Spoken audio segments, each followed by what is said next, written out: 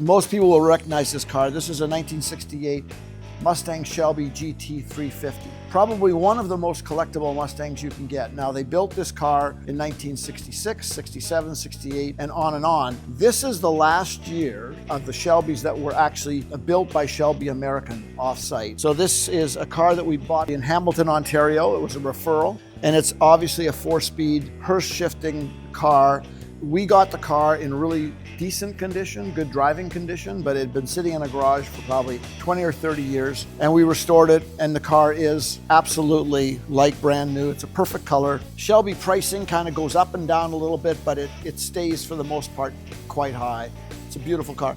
And if you open the engine compartments of any of these cars, they're absolutely pristine.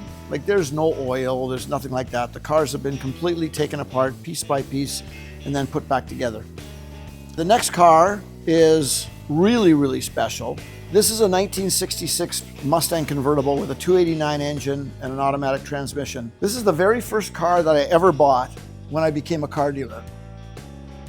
I just open it because you can get an example of what the engine compartments look like on these cars. So when I left my job as a sales manager in Vancouver, this car rolled in to the lot, and the owner of the car lived on Bowen Island, just outside Vancouver. They had bought the car originally from Dominion Vancouver Motors, downtown Vancouver dealership, and it had never been sold. The car has about 55,000 original miles. This is the very first check I ever wrote after I left my job, and technically before I became a car dealer. So we've owned this car in our company since 1980.